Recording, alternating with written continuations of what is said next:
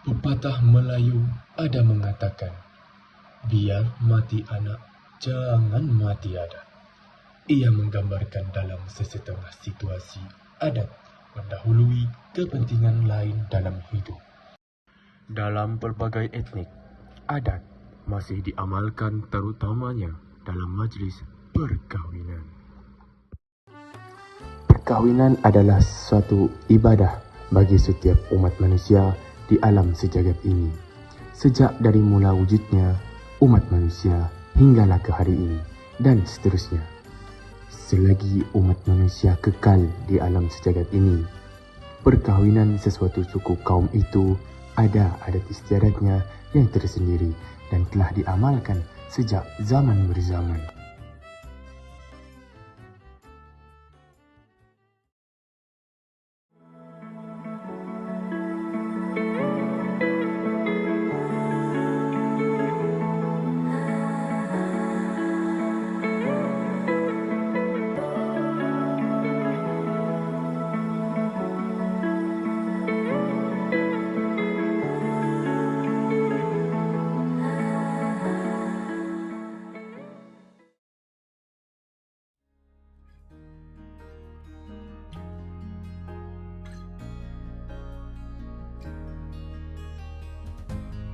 Kami memulakan perjalanan kami ke rumah responden pertama bagi mendapatkan maklumat.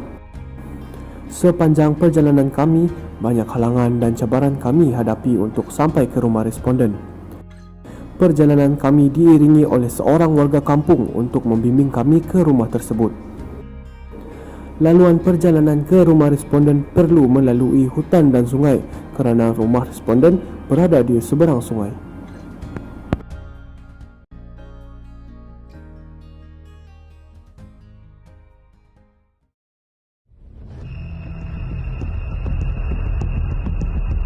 Kebanyakan suku kaum di daerah ini masih lagi berpegang teguh kepada adat istiadat masing-masing. Satu daripada suku kaum itu ialah suku kaum etnik Kimaragang.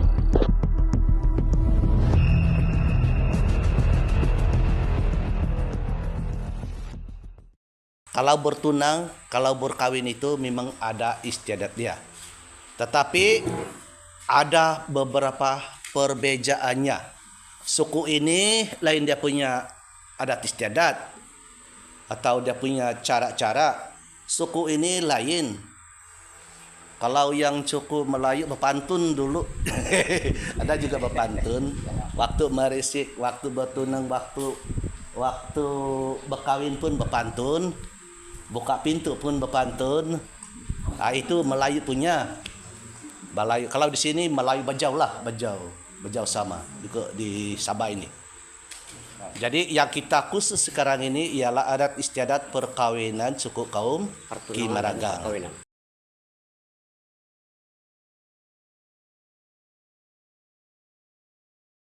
Berhubung dengan hal-hal merisik ini dalam pertunangan dan kita bermula dalam pertunangan. Dalam suku kaum Kimaragang ini yang bermula dari daerah Tandik sampai ke daerah Pitas dan sedikit ada di sekitar kampung Paitan sana.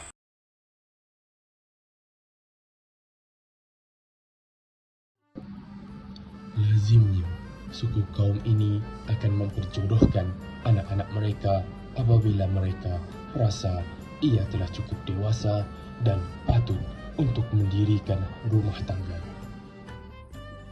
Dalam hal perkahwinan ini, tidak ada paksaan terhadap anak-anak mereka. Terpulanglah kepada anak-anak mereka atau keluarga mereka untuk membuat pilihan. Tapi khusus bagi kampung di Linggisan ini, bagi kami, bermula dari meresik sebelum kawin. Mengikut adat, di dalam meresik itu kami belum melibatkan seseorang ketua kampung. Dan di dalam resikan termasuk tersebut, kalau satu ketika dulu terjadi perkenalan di antara seorang pemuda laki-laki dengan seorang wanita perawan perempuan ini, terjadi. Yang pertama, di segi pengembaraan di antara sekeliling kampung tersebut. Selanjutnya, keluarga si lelaki akan menilai pribadi gadis pilihan anak mereka atau pilihan mereka itu. Sama ada mereka berkenan dengan gadis itu atau tidak. Sekiranya gadis yang menjadi pilihan mereka itu berkenan dengan keinginan mereka, maka rombongan meminang gadis itu pun dihantar oleh keluarga si lelaki. Bapak tadi pun, siapa bapak yang marah kalau hal ini, malah dia sangat gembira. Cantik. Dia kasih tahu dia punya mama, dia punya istri, dia bilang oke. Ini bukan main-main ini, kita punya anak ini. Anak kita, anak tunggal lagi nih. Nanti saya mati-mati besok, perlu kita sepuluh, dia punya 10 cadangan. Dari situ makanya berlangsunglah perhubungan mereka. Dari saat dia memberitahu, setelah dia balik dari rumah tadi, berlangsunglah perhubungan mereka dengan proses untuk meresik. Tanggung jawab rombongan ini ialah menyampaikan maksud si lelaki terhadap si gadis dan bertanyakan sama ada si gadis tadi telah ada yang punya ataupun tiada. Bunyinya sedemikian.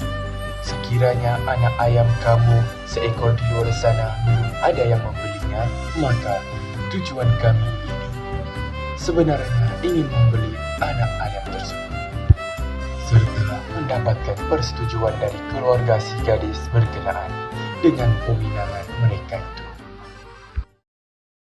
Di dalam persikan meresik ini, perjalanan proses meresik ini, maka para ibu bapak membawa seperti siri, pinang.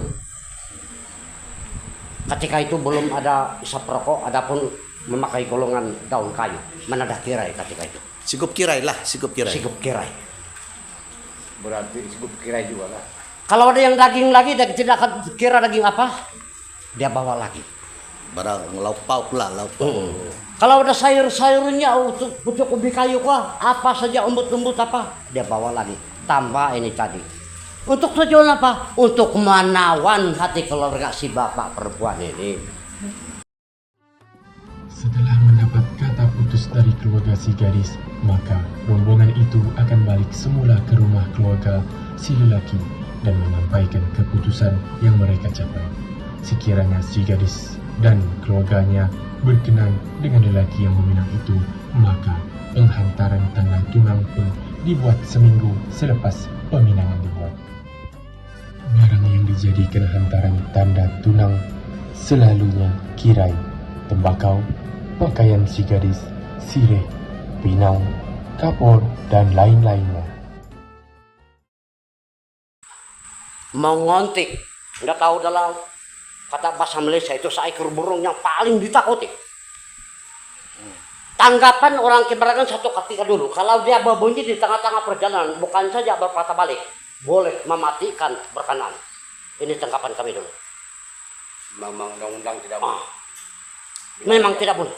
Memang bila dia bunyi, tidak bunyi sudah. Kalau dia bunyi, mesti kau balik. Mesti Kata balik. jantung.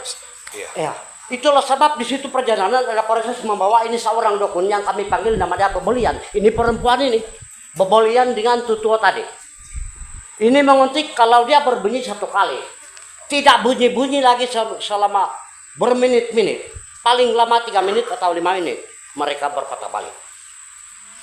Tapi kalau dia berbunyi sebanyak 3 kali, Mau dengar bunyi mengantik? Bebolian tersebut atau dukun tersebut ada juga memegang sebuah petua, yaitu batra dia. Satu bacaan yang tidak semua orang boleh baca dan lakukan. Tahu batra? Babar kata orang Cimarakang. Dalam proses bertunang, yaitu memogong. Proses ini memerlukan orang tengah, yaitu tutu, orang paling tua di kampung.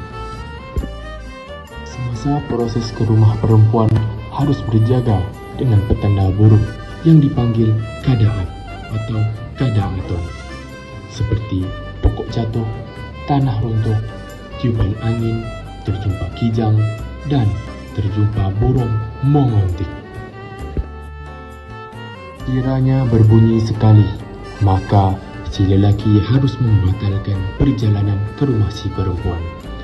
Namun, sekiranya berbunyi berkali-kali, maka si lelaki boleh meneruskan perjalanannya, tetapi si tutuo akan membacakan mantra. Asanang osogit koi i, aso dino konong tupot, tu i nunian di mongontik, kiso kaadaton, ya om koduo di, union di minongontik, potilombus di pamanahan, nga i, union di mongontik, kotolu, o osogit osoru i amo, okoy onong di kaadat.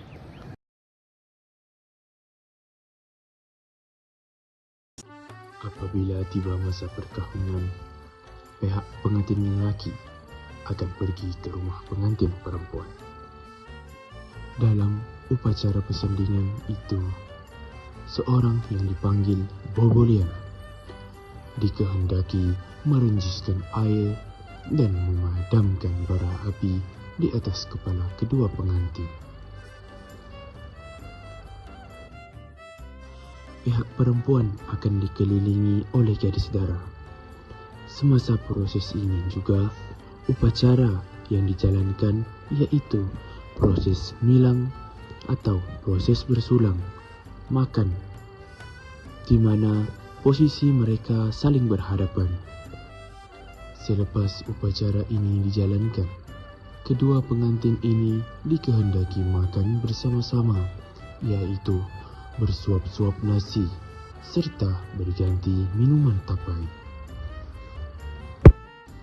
Demikianlah selesainya adat istiadat perkahwinan suku etnik Kimaragang.